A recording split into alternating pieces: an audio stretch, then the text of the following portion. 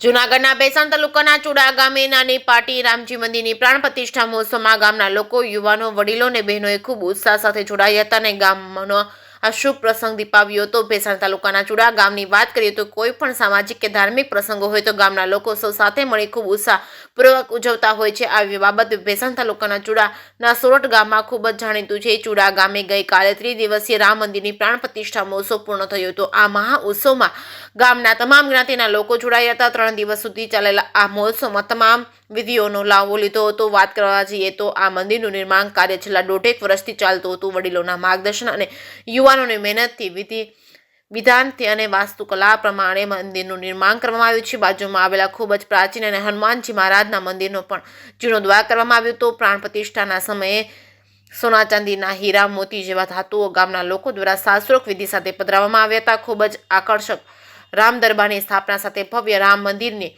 ચુડા ગામની શોભામાં ખૂબ જ વધારો કર્યો હતો। આ 3 દિવસ સુધી ચાલેલા યજ્ઞ વિધિમાં ગામના તમામ લોકોએ ભગવાન રામચંદ્રજીના સાક્ષાત્કારની રામ રાજ્યની અનુભૂતિ કરી હતી। બધા પ્રસંગો જેવા ભગવાનનો જલવાસ અને ધાન્ય વિધાત સમુદ્ર અને બધી જ પવિત્ર નદીઓના જલથી રામ દરબારનો અભિષેક કરવામાં આવ્યો હતો। પ્રાણ પ્રતિષ્ઠા વિધિ પહેલા રામ દરબારને ચુડા ગામના મુખ્ય માર્ગો પર ગામના તમામ મંદિરો પર નગર ચર્ચા માટે ખૂબ ભવ્ય શોભાયાત્રા કાઢવામાં આવી હતી। ડીજે અને ઢોલના તાલે યુવાનો અને બાળકો ઝૂમી ઉઠ્યા હતા। નાના બાળકોને શ્રી રામચંદ્ર ભગવાન અને સીતા મૈયા અને લક્ષ્મણજીની વેશભૂષામાં તૈયાર કરવામાં આવ્યા હતા। ગામના તમામ મંદિરોમાં સાધુ સંતો, પૂજારીઓ અને ગામના હજારો લોકો જોડાયા હતા।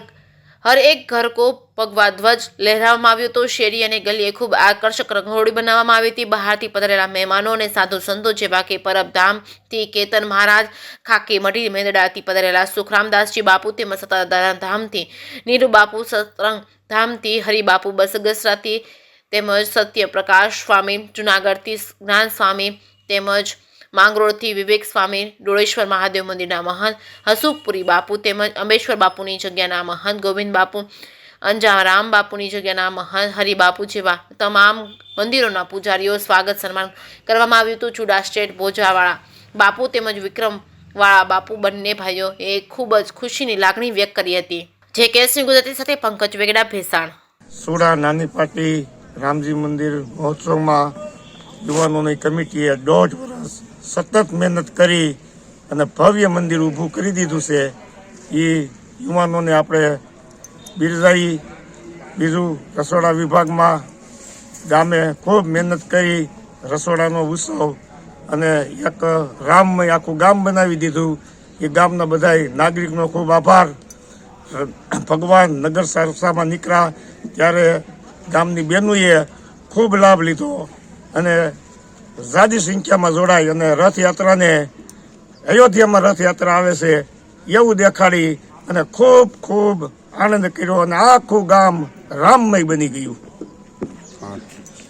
આજે રામજી મંદિર મહોત્સવનો છેલ્લો દિવસ છે, તો અહીંથી એવી વિનંતી છે યુવા સંગઠનની કે ગામના બધા જોડાય અને મહાપ્રસાદમાં આખું ગામ લાભ લે એવી યુવા વર્ગની વિનંતી છે। જય શ્રી રામ। બોલો જય શ્રી રામ। મારું નામ હસમુખભાઈ જેનાભાઈ વઘાસિયા છે, ચુડા ગામમાં રહીશ। ચુડા ગામ નાની પટ્ટીમાં રામજી મંદિરની ભવ્ય પ્રાણ પ્રતિષ્ઠા મહોત્સવ ચાલી રહ્યો છે, ત્યારે 3 દિવસનું આયોજન 5, 6 અને 7 તારીખનું રાખેલ છે। ચુડા ગામની અંદર રસોડાની અંદર ભવ્ય આયોજન કરેલ છે। તે નિમિત્તે બધા સ્વયંસેવકો સતત મહેનત કરી રહ્યા છે, સેવા આપી રહ્યા છે। રોજના 2000 થી 2500 માણસનું રસોડું ચાલુ છે, તે બદલ સતત સેવા આપી રહ્યા છે। આ મંદિરનું નિર્માણ કાર્ય સતત 1 વર્ષ ચાલી રહ્યું હતું। દરેક યુવાનોએ ઉત્સાહપૂર્વક કામ કર્યું છે। આજે પ્રતિષ્ઠાનો છેલ્લો દિવસ છે। આજે અંદાજે 3000 માણસનું રસોડું છે। આ 3 દિવસના કાર્યક્રમમાં 12 ગામથી દરેક મહેમાનો પધારેલ છે।